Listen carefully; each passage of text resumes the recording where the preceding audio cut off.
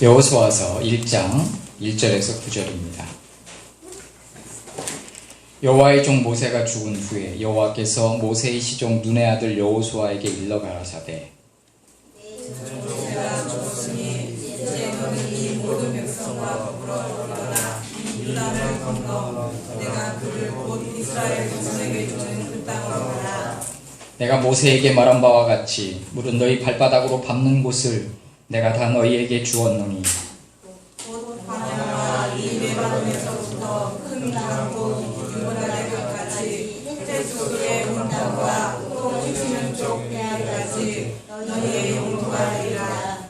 너의 평생에 너를 능히 당할 자가 없으리니 내가 모세와 함께 있던 것 같이 너와 함께 있을 것임이라.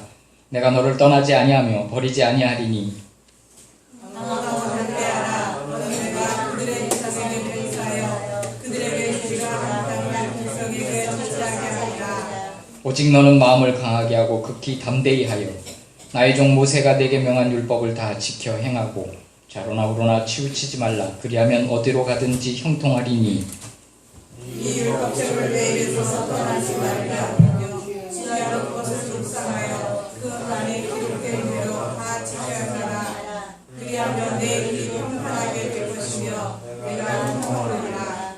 내가 내게 명한 것이 아니냐. 마음을 강하게 하고 담대히 하라. 두려워하지 말며 놀라지 말라. 내가 어디로 가든지 내 하나님 여호와가 너와 함께하느니라 하시니라. 아멘.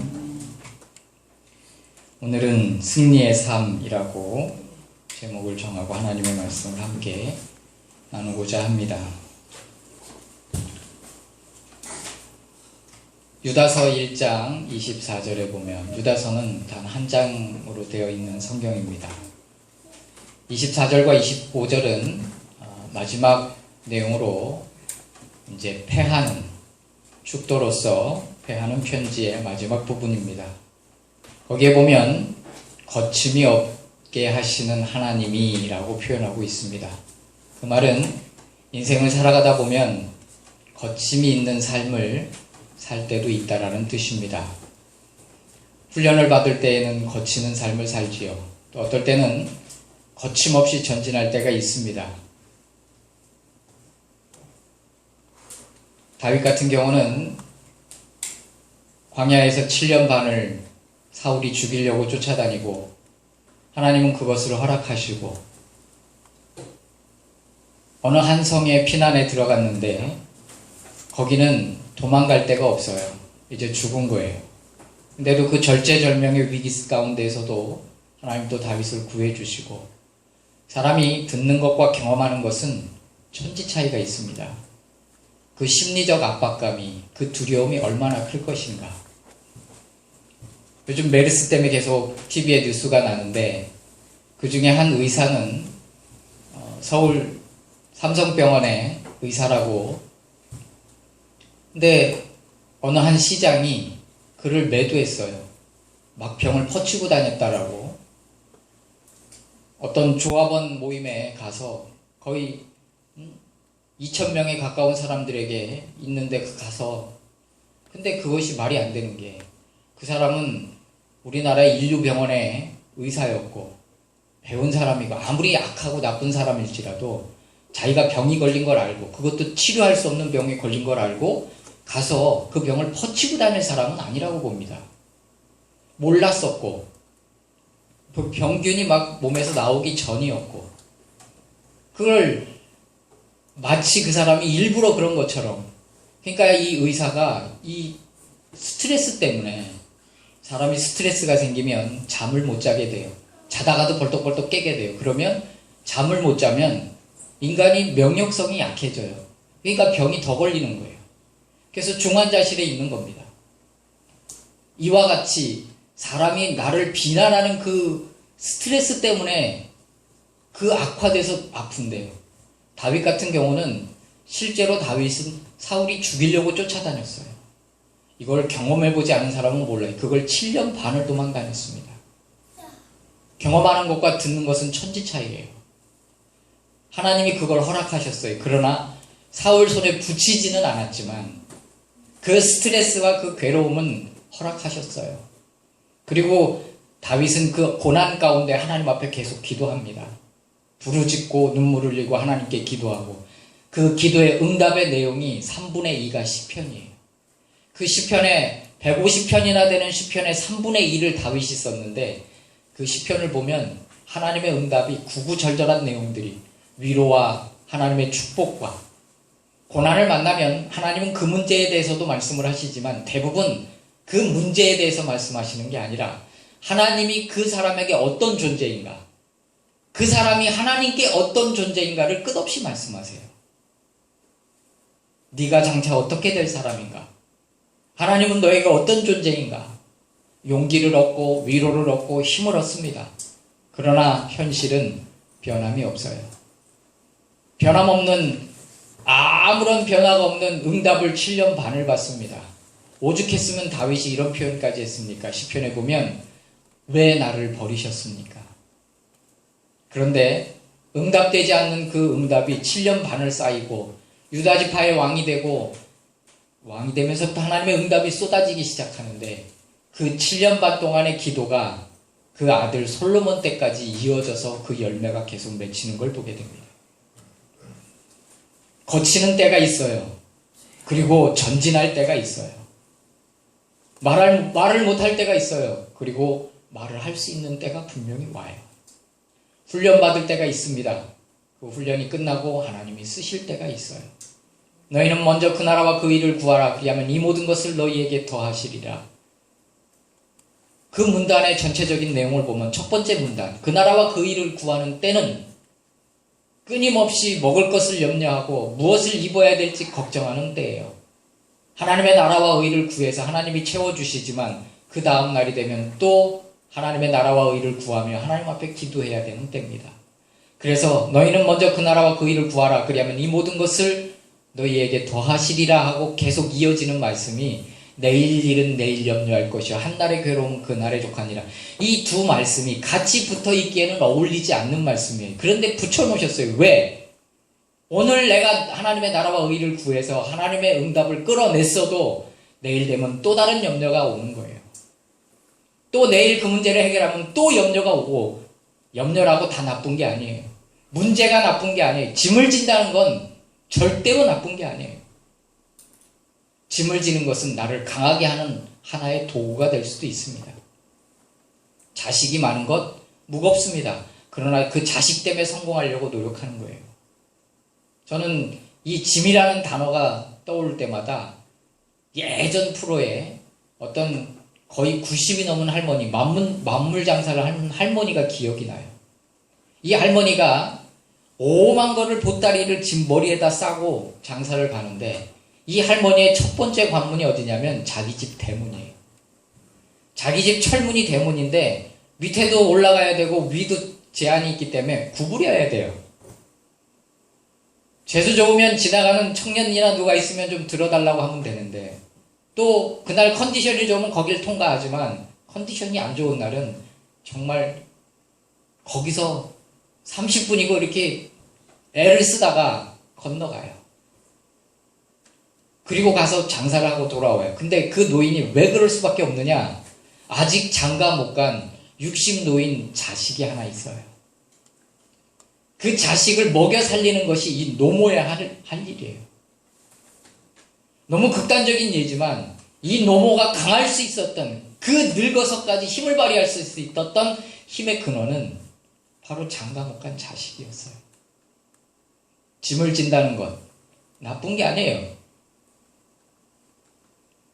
우린 짐을 안 지려고 해요. 근데 주님이 지어주신 짐이라면 그건 나를 훈련하시는 하나의 방법일 수도 있습니다. 어쨌든 그 나라와 그 일을 구하고 하나님의 나라와 의를 끊임없이 구하고 무엇을 먹을까 무엇을 입을까 염려하고 해결하면 우리 교회 보면 하나님이 역사하지 않은 물건이 하나도 없습니다. 하다못해 이 마이크 하나까지. 지금 우리 프로젝트가 멋지잖아요. 우리 프로젝트가 고장났을 때 공교롭게도 이 근처에 목사님 한 분이 자기 프로젝트가 고장난 줄 알고 조절을 잘못해서 노이즈가 일어난 것 뿐인데 그걸 모르셔서 고장난 줄로 아시고 더 좋은 걸로 바꾸셨어요. 근데 그 교회 음향이 좀 소리가 틀어졌다고 그래서 제가 가서 가끔 봐드리는데, 뭐 전문가 아닌 사람은 어렵지만 저 같은 사람은 눈 깜짝할 새 보면 딱 들어보면 아니까. 근데 이렇게 그날 공사를 하시더라고요. 뭔가 하고 이렇게 보니까 처음에 이제 맞춰놓고 왔는데 또 틀어졌다는 거예요. 공사하는 사람이 또 만진 거예요.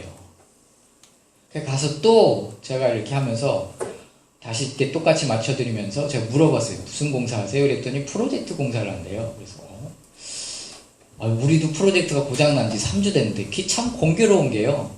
우리 게 고장났는데 거기는 목사님이 우리 고장났는 날 그 목사님 교회는 자기 게 고장났다고 착각을 하신 날이에요. 3주 동안 우리가 프로젝트 없이 예배를 드리다가 딱 갔는데, 목사님 그 프로젝트 어떻게 하셨어요? 그랬더니 중고가 그 사람이 팔면 40만 원 받는데요. 뭐 그러면 한 6, 70 팔 것 같아요. 보니까. 뭐 40만 원 남겨서 이제 목사님 통장으로 넣어주든지 아니면 가격에서 얼마를 빼주겠다고 했나 봐요. 우리 그거 고장났는데 그랬더니 목사님이 그 자리에서 전화를 하시더라고요. 그거 다시 가져오라고. 그래서 그 다음날 가지고 오라고 해서 그 다음날 저를 주셨어요. 그래서 여기를 딱 달아놓고 보니까 저게 검색해보는 게 있거든요. 수명이 몇 프로 남았는지 96%인가 94%가 남았더라고요. 이게 우연 같지만 하나님이 하시는 일은 놀라운 거예요. 그 목사님 마음도 그냥 내게 주는 게 40만 원 큰 돈이에요. 근데 그것보다 좋은 일하는 교회 하나님께 드리는 게 더 기쁘셨던 거예요. 여기 있는 모든 것 그렇게 살고 싶지 않아요, 저도. 그런데 하나님이 그렇게 채워주신 것들이에요. 이걸 하나님이 사람들이 볼 때 우연이라고 보면 우연이고 하나님의 축복이라고 보면 축복인 거예요. 근데 그렇게 될 때까지 사모가 얼마나 기도했겠으며 목사가 얼마나 마음 졸이고 하나님 앞에 기도했겠습니까? 다 과정이에요. 그 나라와 그 일을 구하는 거예요. 그러면 그 문단이 끝나면 그 다음 문단이 뭐가 오냐? 구하면 주시고 찾으면 찾고 두드리면 열리는 거예요. 근데 그냥 단순히 구하는 걸 주시는 게 아니라 그 문단에 쭉 보면 그 문단의 결론이 뭐냐면 아비가 자식에게 뱀을 주고 돌을 주겠느냐? 좋은 것으로 주는 것이 부모가 아니냐? 하물며 너희 천부께서 구하는 자에게 그러니까 우리가 구하는 건 단순한 걸 구할 수도 있어요. 그런데 하나님은 최소한이 좋은 거예요. 이게 두 번째 문단이에요. 근데 이 두 번째 문단 때에도 변함없이 하나님의 나라와 의를 구하냐 이거예요. 사람이 고난 가운데 있을 때 고난에서 주님을 떠나는 사람도 종종 있습니다. 그러나 대부분 고난 가운데는 하나님께 매달려요. 근데 그 사람의 신앙의 척도를 뭘로 더 확실히 알 수 있냐면 편안할 때, 하나님이 막 구워주실 때, 구하면 주시고 찾으면 찾고 두드리면 열릴 때에, 그때 그 사람 신앙이 나오는. 사람이 배부르고 등 따수면 기도 안 합니다. 그건 정말 그래요. 근데 그때도 하나님 앞에 변함없이 순수한 신앙을 갖고 하나님의 나라와 의를 변함없이 구하냐 이거예요. 그러면 그때도 통과, 하나님 보실 때 합격. 그러면 그때는요 그냥 생각만 해도 주실 때가 많아요. 예를 들어서 오늘 수박 먹고 싶다 그러면요 누군가가 좀 있다가 목사님 저희 수박 사면서 목사님 것도 샀습니다 이러는 때예요. 분명히 그때는 옵니다. 훈련 없는 하나님의 축복은 없어요. 근데 이 두 번째 문단도 잘 통과하면 하나님이 주의 이름으로 선지자 노릇하는 때를 주세요. 귀신도 추방. 주여 내가 주님의 이름으로 귀신도 추방하고 선지자 노릇도 했습니다. 그랬더니 주님이 내가 너를 도무지 알지 못한다. 근데 실제로 그렇다라고 보지는 않습니다. 뭔 뜻이냐? 아니 예언을 하면 그 예언이 곧 맞아 떨어지고 병든 자가 오면 치료해주고 기도해주면 다 낫는데 그때 무슨 배고픈 게 뭐가 있고 부족한 게 뭐가 있겠어요? 인기가 없겠어요? 뭐가 없겠어요? 근데 그때도 정말 하나님의 뜻대로 그걸 사용하냐 이거예요. 이거 깨딱 잘못하면 그때 되면 예수 무당 되는 거예요. 아니 병든 자 와서 기도해주면 예를 들어서 이 사람이 병원 가서 1억을 들여야 고칠까 말까 한 병인데 기도해줘서 나았다. 그러면 1000만 원 헌금 그러지도 않아요. 사람들이 참 희한해요. 병원 가서 1억 원 써도 교회 와서 1,000만 원 하고 만합니다. 그래도 100만 원 정도는 하겠지요. 그런 사람 10명만 있어봐요. 예수 무당 내는 건 눈 깜짝할 사이입니다. 근데 그러지 않고 거저 받았으니 거저 주어라 하셨던 그 예수님의 말씀처럼 그렇게 순수한 신앙을 살면 그렇게 살으라는 의미고요. 거치는 때가 있어요. 그러나 거침없는 때가 있어요. 누구도 막을 수 없는 때가 있어요. 우리의 길을 막는 때가 있어요. 그걸로 인해 하나님 앞에 기도하게 하고 능력이 쌓이고 힘이 쌓이고 그리고 전진할 때가 온다는 겁니다. 할렐루야. 계시록에 보면 7교회가 나옵니다. 그 7교회 중에 2교회가 특징적으로 하나님의 축복이 있는데 한 교회는 축복을 받기 전 시작하는 교회, 하나는 그 시작을 통과한 교회, 2교회가 나옵니다. 먼저 축복을 받기 전 이제 시작하는 교회는 뭐라고 말씀을 하시냐면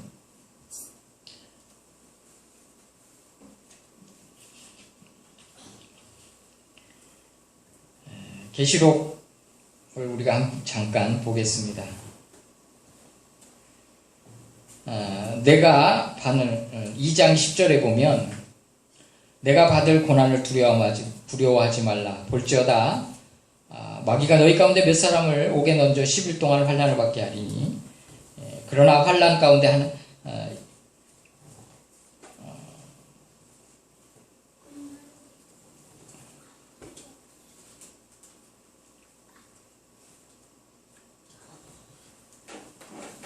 계시록 2장 10절을 보겠습니다. 제가 봅니다. 너희는 장차 받을 고난을 두려워하지 말라. 볼지어다 마귀가 장차 너희 가운데도 몇 사람을 옥에 던져 시험을 받게 하리니 너희가 10일 동안 환난을 받으리라. 내가 죽도록 충성하라. 그리하면 생명의 면류관을 내게 주리라. 그런데 이 10절 전에 9절에 보면 내가 내 환난과 궁핍을 알거니와 이렇게 표현하고 있어요. 자칭 유대인이라 하는 자들의 비방도 알거니와 실상은 유대인이 아니오 사단의 회라. 저를 보세요. 안 보셔도 돼요. 저를 보세요. 장차 받을 고난을 두려워하지 말래요. 고난이 오면 어찌게 안 두려워해요. 옥에 갇히면 어떻게 담대할 수가 있어요. 그럴 수 없어요. 경험하는 거하고 듣는 거하고는 천지 차이예요. 근데 그들은 그것을 견뎠다고요. 유대인의 모습으로 갖고 있었지만 유대인의 회라는 어떤 모습으로 다가왔지만 사단의 회가 그들을 몇 명을 잡아서 옥에 가두었어요. 근데 그들은 믿음을 지켰고 이 기간을 통과하니까 하나님이 열린 문을 축복의 열쇠를 가지신 이가 가라사대 3장에 보면 이제 축복받은 교회가 나오는데 열면 닫을 사람이 없고 닫으면 열 사람이 없는 이가 가라사대 내가 너희에게 열린 문을 두었다. 너희들이 적은 능력을 갖고도 인내의 말씀을 지켰은즉 내가 너희에게 축복의 때를 이제 허락한다. 첫 번째 시험을 명쾌하고 환난도 명쾌하고 뭐 여러 가지가 내 면류관을 빼앗기지 않게 하라. 누군가가 빼앗을 만큼 이게 하나님의 축복과 이게 놀라운 거예요. 거치는 때가 있을 수 있어요. 그러나 겉으로 보일 땐 우리가 아무것도 없는 자요, 빼앗긴 자요, 가난한 자요, 고난 가운데 있는 자요, 감옥에 갇힌 자일 수도 있지만 그 기간을 훌륭히 통과하면 하나님이 아예 문을 열어놓고 닫을 사람이 없는 이가 가라사대 하고 열어놓으시고 축복을 부어주시는 겁니다. 할렐루야. 사단의 외 유대인 중에 몇 명을 네 앞에 무릎 꿇게 해서 내가 너를 사랑하는 자임을 만민으로 보고 알게 하고 그들이 몇 명을 옥에 가두었지만 나중에는 그들이 와서 무릎을 꿇는다 이 말이에요. 할렐루야. 우리가 살아가다 보면 분명히 거치는 때가 있어요. 물론 거치는 때가 없는 사람도 있습니다. 이 거치는 때에 하나님을 바라보고 의지하고 기도하면 어떨 때는 응답이 바로 올 때도 있고 어떨 때는 응답 없고 변함이 없는 환경 가운데 하나님 앞에 끊임없이 기도해야 되는 그런 사람도 있어요. 그러나 그 기간이 지나면 오늘 이 여호수아의 말씀처럼 전진해야 될 때가 옵니다. 분명히 추수 때가 온다 이 말이에요. 심는 때가 있어요. 그리고 가꾸는 때가 있어요. 그때는 땀 흘리는 것이고 힘들어요. 여러분, 심는 게 얼마나 힘든지 전 몰랐어요. 우리 교회 청년 중에 한 분하고 가을 추수 때 가자니까 가더라고요. 근데 봄에 모심기 하자고 가자 그랬더니 안 가더라고요. 난 그 이유를 몰랐어요. 장인어른하고 장모님이 이제 모심기를 하는데 기계가 심지만 이게 구멍난 데는 사람이 직접 가서 심더라고요. 나 그거하고 허리 끊어지는 줄 알았어요. 아니, 이걸 어떻게 하고 사시나. 추수 때보다 심는 게 더 힘들더라고요.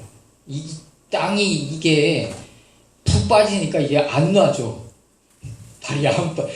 장인어른은 허벅지가 이만하시거든요. 근데 나는 허벅지가 요만하잖아요. 이게 안 빠져, 이게. 이게요, 이런 세월이 그 심고 그리고 가꾸고 피도 뽑아주고 그리고 거두는 기쁨을 누리는 거예요. 마찬가지예요.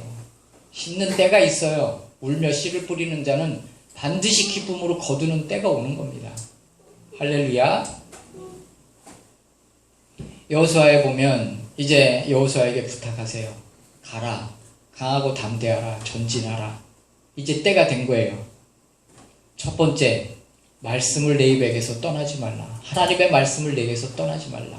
승리의 비법 첫 번째, 거치는 때가 지나고 거침없는 때가 되는 첫 번째, 하나님의 말씀을 가까이 하라. 말씀을 내 입에서 그럴수록 더 하나님과 가까이 하라. 하나님의 말씀을 더욱더 가까이 하라. 예수님이 뭐라고 그러셨어요? 사람이 떡으로만 사는 것이 아니오 하나님의 입에서 나오는 모든 말씀으로 사는 것이니라. 저를 보세요. 다같이 저를 보세요. 여러분, 우리는 언약의 종교라고 합니다. 약속의 종교예요. 하나님은 약속을 주세요. 하나님은 현품을 주지 않아요. 돈을 주거나 쌀을 주지 않아요. 하나님은 약속을 주세요. 근데 그 약속은 당장에 안 이루어지는 것 같아요. 그러나 하나님이 약속하셨으면 반드시 이루어져요. 왜 교회를 떠나느냐? 10년이고 몇 년이고 하나님을 섬겨도 변함이 없는 거예요. 그건 자기가 느끼는 거예요. 이런 거하고 똑같은 겁니다. 반대 개념을 설명하면 여러분 쉽게 금방 와닿아요. 뭐냐면 우리가 뭘 잘못하거나 예를 들어서 거짓말을 하면 피노키오처럼 코가 길어진다. 그러면 거짓말을 할 사람 아무도 없습니다. 근데 하나님은 그렇게 하지 않아요. 마찬가지로 축복도 똑같아요. 하나님을 잘 섬긴다고 축복이 한 번에 쏟아지는 게 아니에요. 그래서 교회를 떠나는 거예요. 그러나 기다리고 하나님의 말씀을 바라보고 약속을 기다리면 하나님 반드시 응답하시고 때가 되면 축복을 부어주시는 거예요. 할렐루야. 내가 교회에서 운행한다. 그건 놀라운 축복이에요. 당장에 아무런 변화가 없을 뿐이지 내가 하나님을 섬길 때 하나님이 나를 지켜주시는 거예요. 그걸 우리가 모를 뿐이에요. 내가 주의를 지키는 것이 내 시간을 하나님께 드린다고 착각하지만 그것이 나의 시간을 하나님이 지켜주시는 거예요. 이스라엘 백성이 광야에 있을 때 구름 기둥과 불 기둥 안에 있어야 낮에는 뜨거움에서 보호받을 수 있고 밤에는 추위에서 보호받을 수 있는 거예요. 어쨌든 하나님의 말씀을 약속에 사람이 떡으로만 사는 게 아니라 여호와 입에서 나오는 모든 말씀으로 산다. 약속으로 사는 거예요. 그러니까 약속을 붙잡고 약속을 기다리고 약속을 믿고 이 약속을 얘기할 때 항상 목사님 드리는 여러분께 나누는 말씀이 뭡니까? 이스라엘 백성들이 광야에서 40년 동안 만나를 먹었는데 아침에 새벽에 만나를 가지러 이제 가잖아요. 그러면 여러분 만나를 가지러 갈 때 뭘 가지고 가야 돼요? 대부분 물어보면 바구니라고 그래요. 우리나라 사람들은 다 바구니래. 이스라엘 사람들은 바구니가 없어요. 그릇을 갖고 간다는 말도 아니에요. 뭐냐면 약속을 갖고 가는 거예요. 아침에 나가서 만나를 걷어먹어라 하고 하신 하나님의 약속을 믿고 가는 거지 바구니를 들고 물론 바구니 필요하죠. 도구예요. 그건. 그런데 정말 우리가 가는 것은 하나님의 약속인 거예요. 무엇으로 사는가? 약속으로 사는 거예요. 할렐루야. 하나님은 신실하신 분, 약속을 지키시는 분, 정직하신 분 그런 뜻이에요. 하나님이 약속을 안 지키면 하나님이 아닌 거가 돼버려요. 그때부터는. 물론 하나님은 지정의를 갖고 계시고 지식과 감정과 의지를 갖고 계시다는 뜻인데 지식에 완벽하신 분이에요. 그래서 심판을 행하실 때, 정당하실 때 심판을 하세요. 하나님이 계획하신 걸 막을 수 없어요. 그런데 하나님이 스스로 세우신 법을 깨트릴 때가 있어요. 그게 뭐냐면 그분의 마음이에요. 인간을 보실 때 불쌍하실 때, 인간이 하나님 앞에 매달리고 기도할 때, 성경에 보면 하나님밖에 방법이 없는 사람이 주님을 매달리면 하나님은 한 번도 안 도와주신 적이 없어요. 그 다음 문제는 그 다음 문제고, 지금 당장 하나님께 절실해서 온 사람들이 하나님께 도움을 못 받은 사람은 아무도 없다는 말씀이에요. 다 도움을 받았어요. 그러니까 무엇을 갖고 가느냐? 약속이에요. 그분은 약속을 지키는 분이에요. 그 약속을 깨트리는 것도 인간에게 불리하지 않은 상태에서, 하나님이 인간을 볼 때 너무 불쌍하기 때문에. 중풍병자가 주님께 왔어요. 주님이 원하시면 제가 나을 수 있습니다. 가장 완벽한 질문이에요. 주님은 이미 출발할 때 그를 고치지 않으면 안 되는 뜨거운 마음을 이미 갖고 계셨어요. 주님이 원하시면 당연히 원하시지요. 주님은 질서의 하나님이세요. 우주를 운행함에 있어서 질서를 갖고 운행하세요. 만약에 별들 지멋대로 움직인다면 이 우주가 어떻게 운행되겠어요? 근데 하나님이 그 질서를 깨버릴 때가 종종 있어요. 해를 멈추신다든지, 해를 뒤로 15도 뒤로 누르신다든지. 과학적으로 설명이 안 돼요. 무엇 때문에? 인간을 긍휼히 여기실 때, 하나님 앞에 주님께 매달릴 때 말씀대로 살아야 합니다. 아브라함 링컨도 남북전쟁 가운데 사실 북군이 불리했어요. 왜냐하면 남쪽은 노예들이 많기 때문에 노예들을 군입에 편입해서 하니까 전쟁에 게임이 안 됐어요, 사실은. 백악관에 유명한 가수가 위문차 와서 찬양을 하고, 이제 그날 밤은 이제 너무 늦어서 갈 수가 없어서 이제 잠을 잤는데, 아니 밤에 자려고 보니까 무슨 곡하는 귀신 소리가 들리는 거예요. 이게 뭔 소린가 무서워서 이게 뭔 소리야 하고 이렇게 소리가 나는데 이렇게 무섭지만 궁금해서 가봤더니 아브라함 링컨이 전쟁에서 너무 불리하니까 밤새 잠을 못 자고 기도하는 거예요. 그 기도 소리가 엉엉 우는 거예요. 그 우는 소리가 귀신 소리처럼 들렸던 거예요.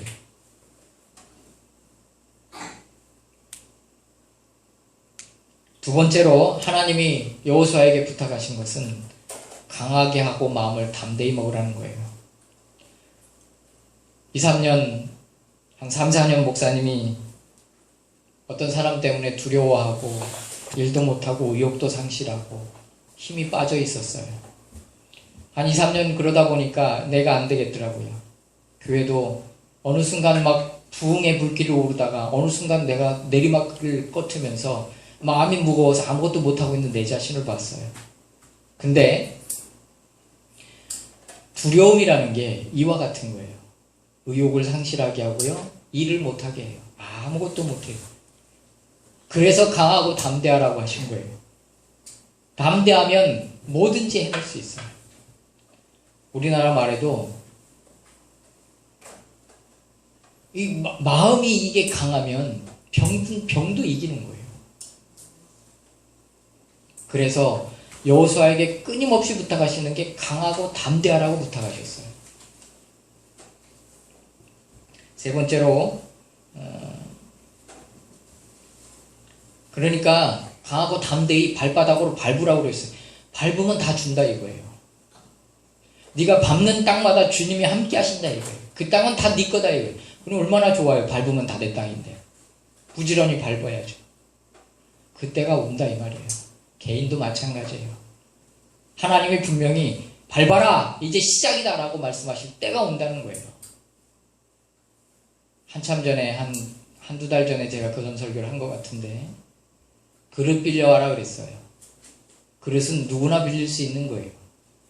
뭐 1000만원, 100만원, 1억 헌금해라 이건 못해요. 그런데 옆집에 가서 그릇 빌려라, 이거는 아무리 옆집 사람이 나쁜 사람이라도 그릇 빌려러 왔는데 그릇 안 빌려주는 사람은 거의 없어요.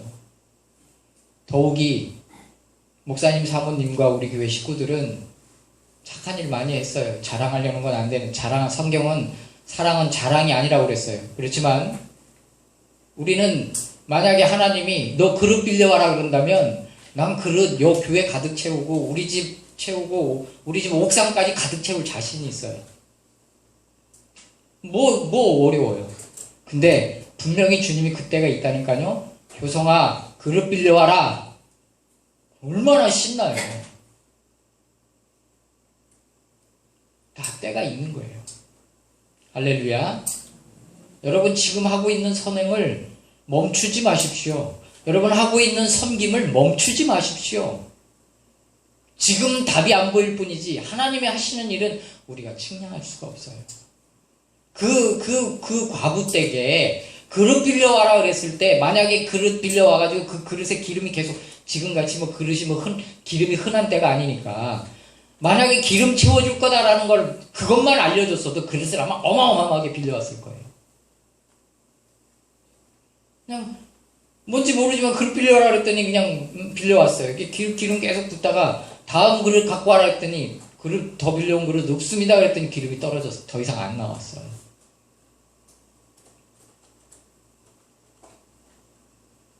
거칠 때가 있지만 거침을 때가 없을 때가 분명히 옵니다. 그때는 믿음을 갖고 담대함을 가지고 전진하면 돼요. 할렐루야. 그건 다 우리 거예요. 그들은 우리 밥이다. 할렐루야. 그들의 성은 하늘에 닿았고 그들은 거인이고 우린 메뚜기와 같지만 그들은 우리 밥이다 이거예요. 할렐루야. 그 다음에 순종하는 겁니다. 저를 보세요. 저를 보세요. 여러분 여호수아에게 첫 번째 부탁한 순종은 뭐냐면 이상한 순종이에요. 뭐냐? 아니 전쟁하러 온 백성이 싸우려고 지금 마음먹고 들어왔는데 도를 해요. 그것도 아무 말 말고 도를 해요. 첫째 날 한 바퀴 돌고 둘째 날 한 바퀴 돌고 해서 6일까지는 한 바퀴씩 돌고 7일째 7바퀴 도를 해요. 그리고 소리질을 해요. 이상한 순종을 요구하세요. 그랬더니 또 여호수아는 이상한 순종을 순종합니다. 그랬더니 이상한 승리를 얻게 되고요. 이상한 승리에 대한 소문이 온 땅에 퍼지면서 사람들이 다 이스라엘 백성을 두려워하기 시작해요. 이스라엘 백성도 여호수아를 두려워하게 되고요. 존중하게 되고 존경하게 되고요.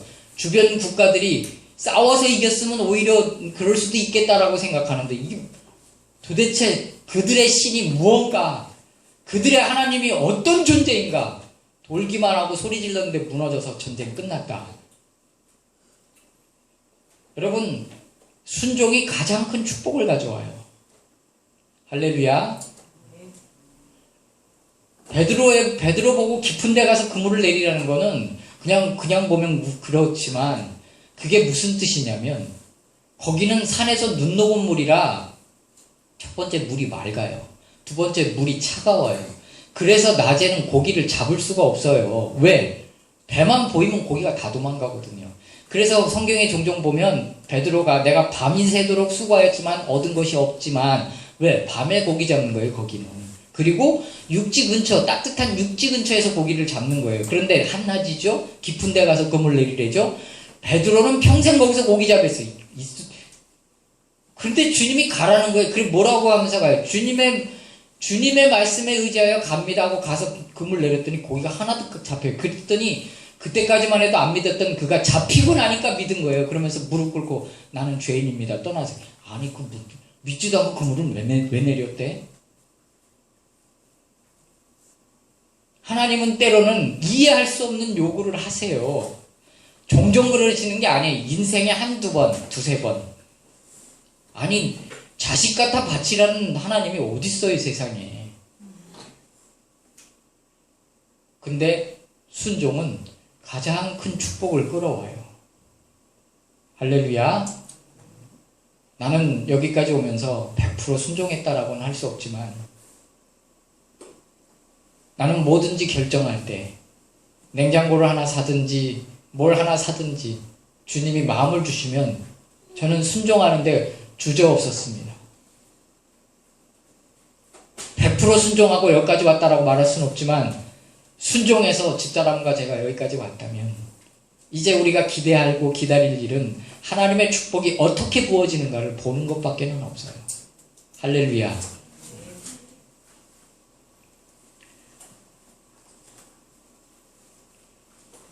우리가 다 주님의 뜻을 알 수는 없어요.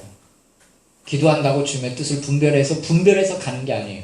모르고 가는 게 오히려 더 정확해요. 하나님의 뜻을 분별하기 위해 기도하면 때로는 알려주지만 대부분 몰라요. 근데 기도하면 100% 하나님의 뜻대로 가고 있는 중이에요.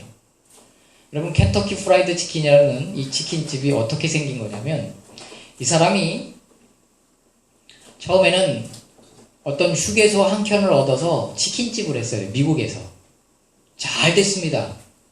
그래서 그 휴게소 몇 칸을 사서 프라이드 치킨집을 크게 했어요. 단골 손님도 많고요. 장사가 참 잘 됐어요. 그런데 국가에서 도로를 크게, 직선 도로를, 이게 도로가 이렇게 휘어서 가는 쪽에 이렇게 있었는데 휴게소가 뻥 뚫어버린 거예요. 그래도 한두 달은 장사가 됐는데 6개월 만에 문 닫았어요. 왜? 다른 가게 사놓은 것 때문에. 대출받아서 산 것 때문에. 근데 이 사람이 기도하면서 하나님께 기도했는데 하나님의 뜻은 알 수가 없고, 가게는 문 닫아야 돼요. 그래서 다 정리를 하고 남은 걸 보니까 큰 트럭하고 뭐 몇백 달러 남은 거예요. 그런데 어떤 사람이 당신 그 치킨 맛을 참 잊을 수가 없다. 당신, 내가 식당을 하는데 우리 식당에 납품할 수 있겠냐. 그래서 이 사람이 먹고 살려고 차를 하나 큰 걸 사서 우리나라 그 로드 카페처럼 차에다 이 컵 카페를 하는 이동식 카페를 해놓는 것처럼 이 사람이 프라이드 치킨을 그 안에다 다 넣은 거예요. 차에다. 그러면서 이동하면서 자기 요리 비법대로 음식을 튀겨가지고 이제 거길 갖다 줬는데, 이 사람이 자기 집에서 거기까지 가면서 생각해 본 게, 중간에 오면서 몇 개 식당이 있으니까 밑자야 본전이니까 좀 드셔보시고 맛있으면 좀 주문 좀 해달라고 몇 군데를 넣었는데 식당들이 반응이 다 좋은 거예요. 그러다가 지역을 넓히고 미국 전체에 체인점을 두게 되고 그것이 전 세계에 체인점을 두게 된 거예요. 만약에 그 사람이 도로가 뻥 뚫리지 않아서 식당이 계속 잘 됐다면 아마 그냥 치킨집 사장으로 회사 직원 두고 뭐 골프나 치러 다니고 그랬겠죠. 그러나 그 사람이 전 세계 체인점을 두는 정말 위대한 사람이 큰 거부가 되지는 못했어요. 하나님이 하시는 일은 우리 몰라요. 그가 포기하지 않고 하나님 앞에 기도하고 그 일을 했기 때문에 오히려 그 가게가 문을 닫는 것이 그로 하여금 놀라운 역사를 일으켰다는 거예요. 하나님이 우리를 어떻게 인도하실지 아무도 몰라요. 그도 몰랐어요. 자기가 어떻게 될지는. 살려고 한 것뿐이에요. 우리 인생은 주님 손에 있어요. 우린 다 알아요. 알지만, 이론적으로 알지만 실제로 그렇게 사는 것은 싫어해요. 그리고 믿을 수가 없어요.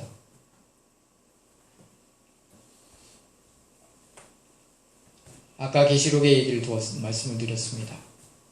여러분, 믿음을 갖고 그때를 보내면 내가 적은 능력을 가지고도 믿음을 지켰다라고 말씀하시며 칭찬하시며 축복의 열쇠들을 아예 맡겨버리시고 주어버리세요. 네가 필요할 때마다 열으라 이거예요. 다윗의 열쇠를 가지신 이가 가라사대, 열면 닫을 사람이 없고 닫으면 열 사람이 없는 이가 내게 축복의 문을 열어두었으니, 너 괴롭힌 사람, 그들은 너 앞에 와서 무릎 꿇을 거야. 할렐루야. 여호수아에게 3가지를 부탁하셨어요.